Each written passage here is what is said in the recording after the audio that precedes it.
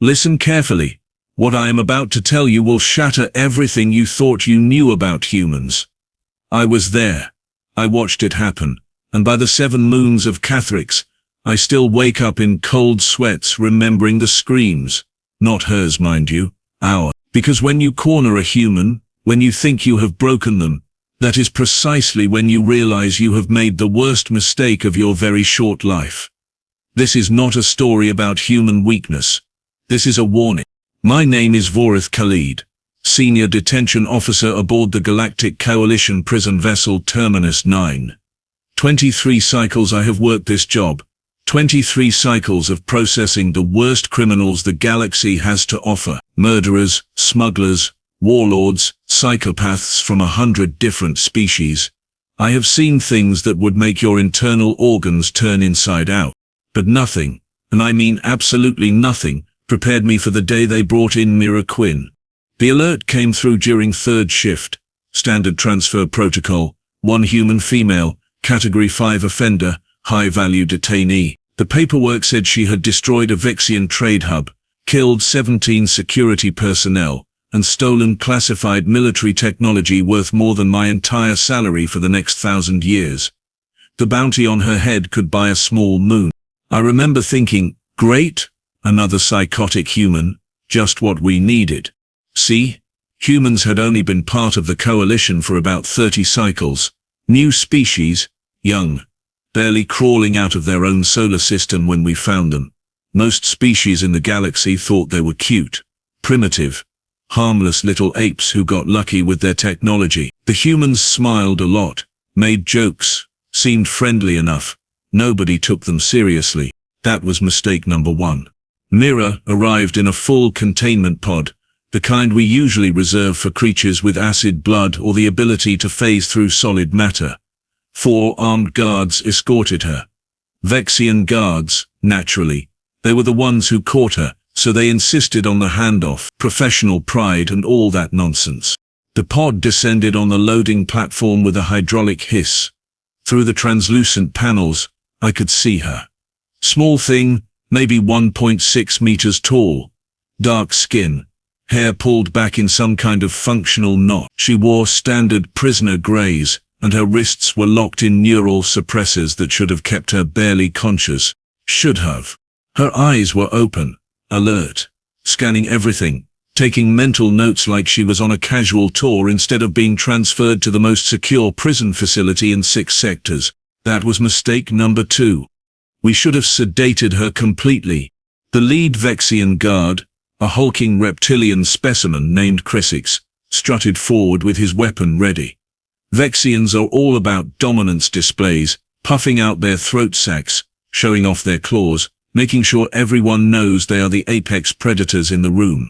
Chrysix slapped the release panel on the pod. The door slid open. Mira stepped out, moving carefully because of the suppressors. She looked tiny compared to Chrysix, who stood at least 2.4 meters, and probably weighed 3 times what she did. Human prisoner, Mira Quinn, Chrysix announced in that ridiculous booming voice they all use. You are now remanded to coalition custody. Any resistance will be met with immediate force. Do you understand? Mira looked up at him. Her face was completely calm, almost amused. When she spoke, her voice was steady, clear, with just a hint of something I could not quite identify at the time. Oh, I understand perfectly. Question is, do you? Chrysix did not like that. His throat sac inflated. Bad sign. I stepped forward ready to intervene before this turned into an incident. But Mira was already moving. Despite the neural suppressors, despite being surrounded by armed guards, despite being in the most secure facility in the sector, she turned her head slightly and looked directly at me, made eye contact. Held it for exactly 3 seconds. In those 3 seconds, I saw something that made my primary heart skip a beat. She was not scared. She was not resigned. She was calculating, planning, waiting. Officer Khalid, she said, reading my name badge. You look like someone who appreciates efficiency, so let me save everyone some time. Your detention protocols have 17 critical vulnerabilities. Your guard rotation pattern is predictable down to the second. Your emergency lockdown system has a 42-second delay due to outdated firmware, and your ventilation system, well, that is just embarrassingly easy to access. The room went silent. Every guard tensed. Chrysix made a growling sound deep in his throat. Is this supposed to intimidate us, human? Chrysix leaned down, getting in her face. You think you can escape from Terminus 9? Hundreds have tried. All have failed. You are nothing special. Just another criminal who will rot in a cell until the void takes you. Mira smiled. Not a friendly smile. The kind of smile that apex predators make right before they strike. You misunderstand. I am not planning to escape. I am explaining why you should not have brought me here. Enough. I stepped between them, placing one of my forearms on Mira's shoulder. Take her to detention block 7. Isolation cell. Full monitoring. And for the love of the ancestors, keep those suppressors active. The next guard shift took over. Standard protocol. 2 guards per prisoner during escort. They walked Mira through the main corridor, past rows of cells holding some of the galaxy's worst prisoners pressed against their energy barriers, hooting, making threats, sizing up the new arrival. Mira ignored all of them. She just kept walking, eyes forward, that same calm expression on her face. They reached cell 7-42. High security, reinforced walls, energy barrier strong enough to contain a small explosion, monitoring systems that tracked every heartbeat, every breath, every muscle twitch. Nothing got in or out without authorization. The guards removed the suppressors. Standard procedure once the prisoner was contained. Mira rubbed her wrists where the metal had bitten into her skin, then walked calmly to the corner and sat down on the sleep platform. Comfortable, one of the guards sneered. Not particularly, Mira replied, but I have been in worse places. You should see human prisons. They make this look like a vacation resort. The guards left. The energy barrier hummed to life. Red status indicators showed the cell was secure, monitored and escape-proof. I reviewed the logs from my office. Everything seemed normal. Another prisoner processed. Another day on Terminus 9. That lasted approximately 4 hours. The first sign something was wrong came from detention block 7. A maintenance alert. Minor power fluctuation in cell 7-42. Nothing major. Probably just a sensor glitch. I sent a technician to check it out. Standard response, he reported back 15 minutes later. Everything looked fine. Power levels normal. Prisoner sitting calmly in her cell, reading from the entertainment console we provided. Second alert came an hour later. Same cell. Another power fluctuation. Bigger this time. I started to feel uneasy. Power systems on Terminus 9 were military grade. They did not just fluctuate for no reason. I pulled up the visual feed for Mira's cell. She was exercising. Push-ups. Apparently. Up, down, counting under her breath. Nothing unusual about that. Prisoners exercised all the time, helped them maintain sanity during long sentences, except something was off. The way she moved. Too precise, too controlled. Like every motion had a purpose beyond simple physical fitness. Third alert. 10 minutes later, this time accompanied by a temperature spike in the ventilation system near Block 7. I stood up from my desk. Something was very wrong. Computer, scan cell 7-42. Full spectrum analysis. Look for anything unusual. The computer hummed for a moment. Then, unusual electromagnetic signature detected. Source appears to be biological, originating from prisoner. Biological electromagnetic signature. Humans did not have those. At least none of the humans we had documented did. I activated my communicator. Security team to detention block 7. Now. I ran. All 4 legs pumping. My breathing accelerating as instinct kicked in. Something was about to happen. Something bad. I reached block 7 just as the alarm started screaming. The energy barrier on cell 7-42 was flickering. Not failing, exactly. Flickering. Like something was interfering with it on a frequency we had not accounted for. Inside the cell, Mira stood in the center. Her eyes were closed. Her hands were raised, palms out, and around her, I swear by every ancestor I have, the air was shimmering, distorting, like heat waves, but wrong, fundamentally wrong. "What in the name of the void is she doing?" one of the guards gasped. The barrier gave one final flicker, then died completely. Mira opened her eyes. They were glowing, faint, but unmistakable. A soft blue light that should not exist in human biology. "I told you," she said quietly, "you should not have brought me here." She took one step forward. Every alarm in the facility started shrieking. Emergency lockdown initiated. Bulkheads began slamming shut throughout the ship. Guards poured into the corridor from every direction, weapons raised. Mira raised one hand. Just one hand, made a simple gesture, like she was pushing aside a curtain. 3 guards flew backward as if hit by an invisible battering ram. They slammed into the walls hard enough to crack the panels. Did not get up. "I did not want this," Mira said, and for the first time, I heard genuine regret in her voice. "I told them, I warned them, but they never listen. Humans always have to be the bad guys. The primitives. The joke."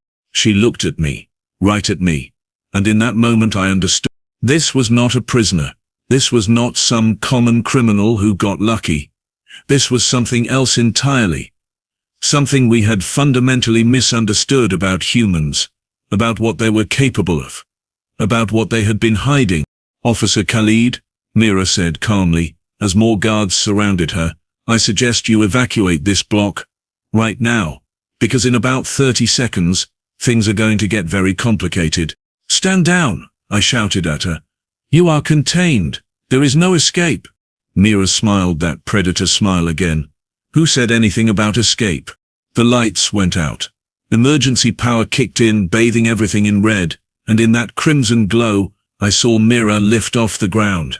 Actually lift off the ground, hovering half a meter in the air, arms spread, eyes blazing with that impossible blue light. "Last chance," she whispered, and her voice somehow carried through the entire block despite the alarms. "Run." Nobody ran. Professional pride, training, stupidity, take your pick. That was mistake number 3, the fatal one. What happened next will haunt me until my dying breath.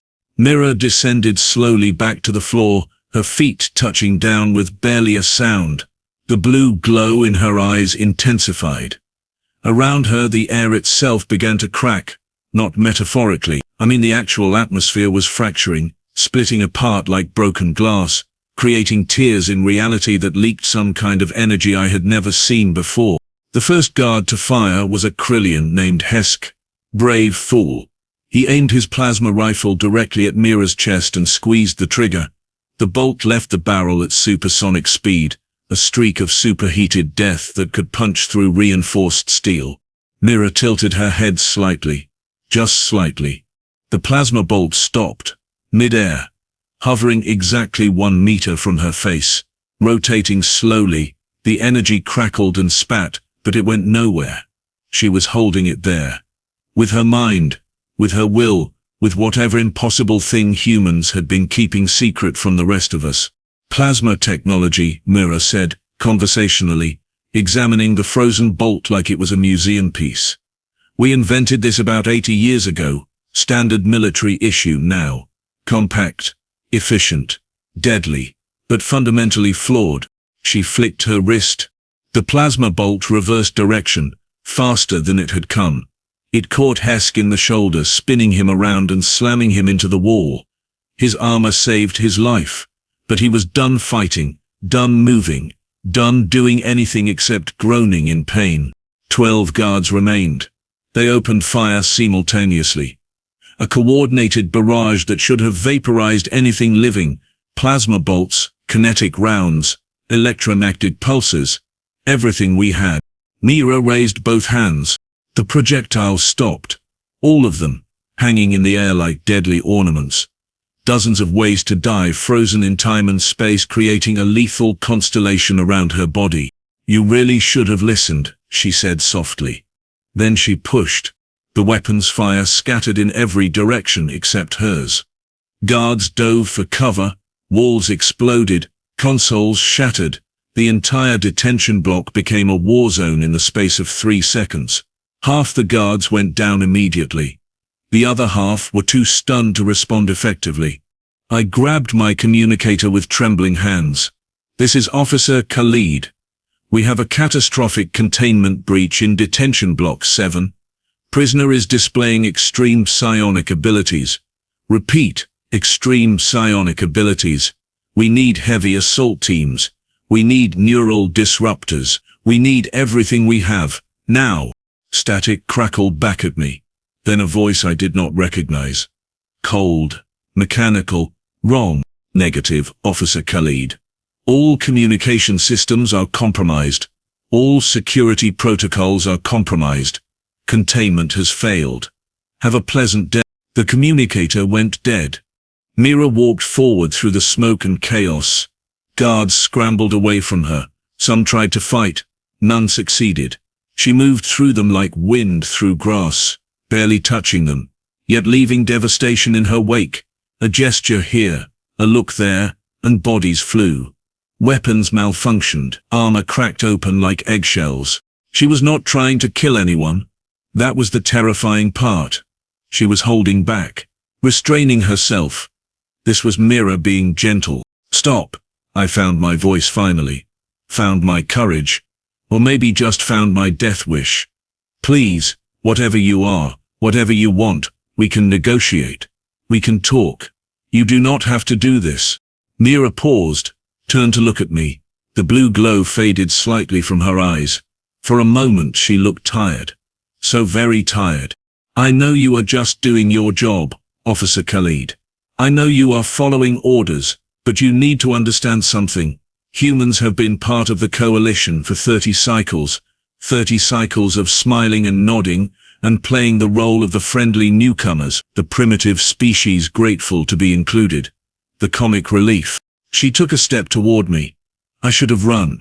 Every survival instinct screamed at me to run. But I stood my ground. Maybe because I was too scared to move. Maybe because something in her voice told me she would not hurt me if I listened. "What you do not know," Mira continued, "what the Council has been hiding from the general population, is that humans are not what we appear to be. We did not just stumble into space travel. We did not get lucky with our technology. We have been traveling the stars for 300 years. 300 years of exploring, learning, evolving, and most importantly, hiding what we really are." My throat sac constricted. "What are you?" Mira smiled sadly. "We are what happens when a species evolves under impossible pressure. Earth is a death world, Officer Khalid, Category 12. The kind of planet that kills most species within days. Extreme gravity. Violent weather, predators everywhere. Disease, famine, war. For millions of years we survived by adapting, by becoming more than what we were. By unlocking parts of our biology that other species never needed to access."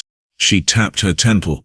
"The human brain uses only a fraction of its potential under normal circumstances, but when pushed, when threatened, when cornered, it can do remarkable things. Telekinesis, telepathy, bioelectric manipulation, reality bending at the quantum level. We call them latents, humans who can access those deeper abilities. 1 in every 1,000 of us. The Council knows about us. They have always known. That is why they wanted me. Why they set me up. Why they framed me for crimes I did not commit. The pieces fell into place. The Vexian trade hub. You did not destroy it." "No, but I was investigating it.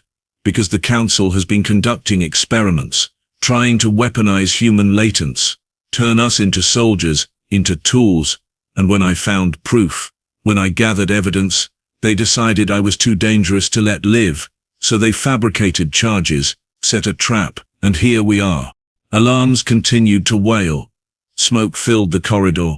Groaning guards tried to crawl to safety, and in the middle of it all stood this small human woman who had just dismantled an entire security force without breaking a sweat. "So what now?" I asked. "You escape? You fight your way out? You bring war to the coalition?" Mira shook her head. "I told you, I am not escaping. I am sending a message, She closed her eyes. Concentrated, the blue glow returned brighter than before. It spread from her body like ripples on water, washing over everything, passing through walls and barriers as if they did not exist. Throughout Terminus 9, every single cell door opened simultaneously. Every energy barrier failed. Every lock disengaged. Hundreds of prisoners suddenly found themselves free. "What have you done?" I whispered in horror. "I have given them a choice," Mira replied. "Stay and rot in their cells, or walk out and make the Coalition answer for every crime, every injustice, every secret they have buried. You wanted to contain me, fine, but you will answer for everyone else you have wrongly imprisoned, everyone else you have silenced, everyone else you have thrown away when they became inconvenient." Chaos erupted. Prisoners poured into corridors. Some ran for escape pods, others settled old scores with guards. The facility descended into absolute pandemonium, and Mira just stood there, watching it unfold with those glowing blue eyes. "You are destroying everything," I said. "Everything we built. Everything the Coalition stands for." "The Coalition," Mira said quietly, "stands for control, for maintaining power, for keeping certain species on top while others serve. You think humans did not notice? You think we did not see the way species are categorized? The way rights are distributed? The way some voices matter more than others? We noticed. We just smiled and waited. Because humans are very, very good at waiting."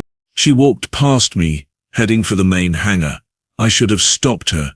Should have called for reinforcements. Should have done something, but I just stood there, frozen, as this impossible creature casually strolled through a facility designed to hold the galaxy's worst. Prisoners gave her a wide berth. Even the violent ones.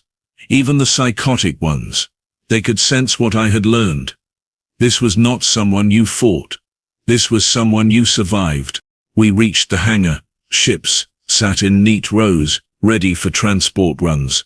Mira walked to a small civilian shuttle, placing her hand on the access panel. It opened without authorization, without codes. She simply told it to open, and it obeyed. "Officer Khalid," she said, turning back to me. "When the Council asks what happened here, tell them the truth. Tell them humans are done pretending, done hiding, done being the galaxy's comic relief. Tell them we gave them 30 cycles to treat us as equals. They chose not to, so now they will learn what happens when you back a predator species into a corner. When you take the one thing humans value above all else." "What is that?" I asked. "Freedom, choice. The right to exist without someone else deciding our worth." She climbed into the shuttle. "Oh, and one more thing. This facility had 7 other human prisoners. I checked the manifests. All latents. All imprisoned on fabricated charges. They are in Shuttle Bay 3. I suggest you do not try to stop them from leaving, for your own safety." The shuttle engines fired up. Emergency klaxons blared as unauthorized launch sequences initiated. But there was nothing anyone could do. The hangar doors opened. The magnetic field dropped, and Mira's shuttle lifted off smoothly, banking toward the stars. I stood there in the chaos watching her disappear. Around me, Terminus 9 was falling apart. Prisoners everywhere. Systems failing. Guards overwhelmed. The most secure prison in 6 sectors, compromised by one human woman in less than 6 hours. My communicator finally crackled back to life. "Command frequency, emergency override."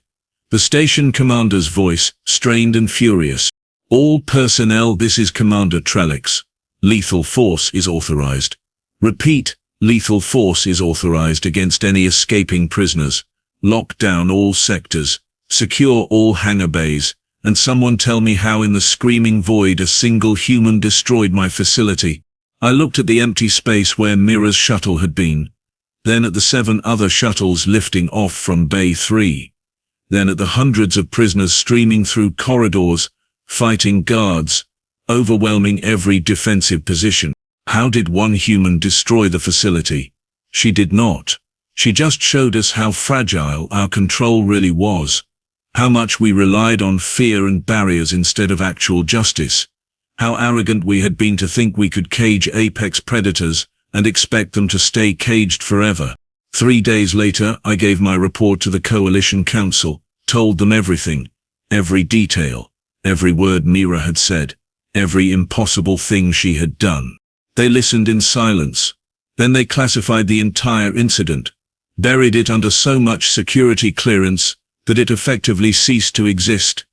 Officially, Terminus 9 experienced a system malfunction, prisoner escape, tragic accident, nothing to see here. But word spread anyway. Word always spreads. Throughout the galaxy, the whispers began. About the human who walked through walls, who bent reality, who freed hundreds of prisoners without firing a single shot. About the species that had been hiding their true nature for decades, waiting for the right moment to reveal themselves.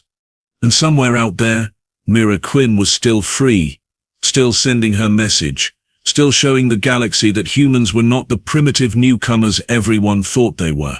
I retired 2 months after the incident, could not do the job anymore, could not look at prisoners the same way, could not trust that we were actually keeping the galaxy safe instead of just maintaining control for those already in power.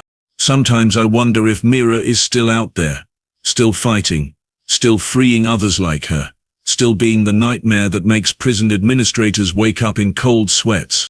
Then I remember those glowing blue eyes, that calm smile, that absolute certainty. Of course she is still out there. Humans do not give up. Humans do not quit. And humans never ever forget when you try to cage them. The galaxy learned that lesson the hard way. I just hope we learned it in time.